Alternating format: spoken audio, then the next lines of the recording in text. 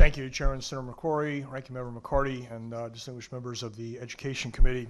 I'm here to speak today on Raised Bill 1068, dealing with the minimum budget requirement. And I appreciate the change that has been made already in that bill that would expand the reduction for student enrollment drop. I think that's a good step forward. In addition to that, I had three proposed bills that I would commend the committee to look at and encourage them to consider making additional changes to the minimum budget requirement. The first two will deal with the calculation. Certainly, we've heard testimony today and certainly have heard our local boards of education, superintendents, boards of finance related to the holdback that was done by Governor Malloy and the confusion by many as they were trying to put their budgets together this year.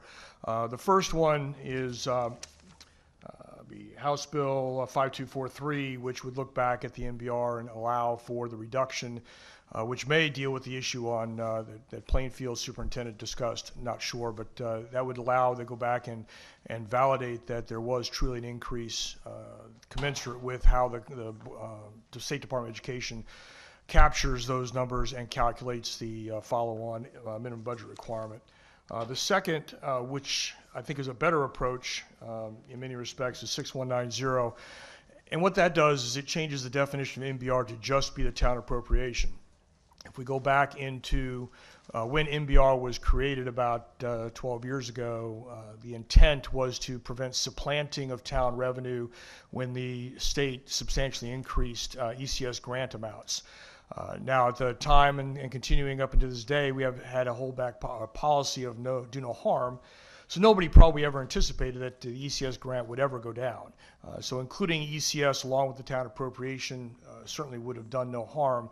However, the actions this last year have shown that I think the definition is not technically accurate and would alleviate a lot of the confusion on the local level if we truly dealt with what we're trying to deal with, is that the appropriation at the town level is not less the following year except for particular requirements.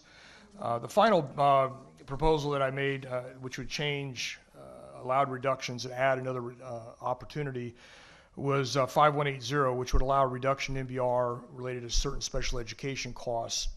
And what that essentially does, it allows, if you have a child that ages out of the district or transfers out or is no longer required the special education costs, that the Board of Education would be allowed to reduce their MBR by the amount of that. So we currently require the local town to pay for the first 4.5 times the cost to educate. I have one small town that had 3 children that are no longer requiring services in their town, and it's about $360,000 in an $11 million budget. That's a substantial amount of money that they have to carry forward they no longer need to use, but there's no vehicle for them to reduce their MBR and take that out of their budget. So I commend those suggestions to the committee and stand by for any questions. Thank you. Any questions for the committee? Representative McCarthy.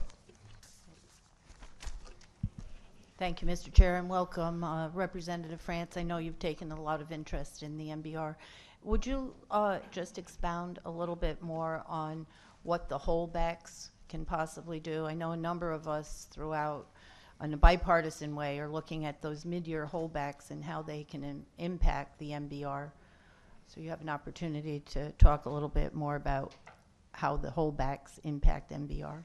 Absolutely. Currently, the way State Department of Education calculates the basis for the follow-on year is one of two numbers. It's the beginning budget and the ending budget of the Board of Education, and they take the higher of the two. And so different towns took different approaches on how to deal with the holdback from Governor Malloy. Some reduced their budget, some maintained their budget, and there was some mix of in between. The towns that chose to reduce their budget, that's where those towns basically were confused because they didn't realize that in some cases, money had been restored. So in the case of Montville, were reduced by about $960,000 in the holdback. That money was restored. In addition, they had additional money, but based on how that information was brought forward as they were preparing their follow-on year budget for the current year, they missed that. and so they were below. It sounds like from the testimony previously from Plainfield, that was not the same situation for their town, but I won't delve into, I haven't looked at that. So I think that the challenge is when you have a mid-year change, whether it be by the executive branch or by legislative action in a special session after budgets have been incorporated. I think I heard the commissioner talk about, changes that happen, whether legislative or through the executive branch, after the budget has been done. That ought to allow us to reduce the MBR. And I think if we did that, then the form and the information provided to the local boards of education would have been more clear from the state, and there wouldn't have been the confusion which caused 16 towns or 15 towns in a regional school district received letters saying they violated MBR this next year. And thank you very much for coming in with your testimony today. Much appreciated. It's my pleasure. And when I submit my written testimony, I will incorporate an op-ed that I did about a month ago with it, so that you'll have that information as background. Thank you. Thank you for your testimony. Thank you very much.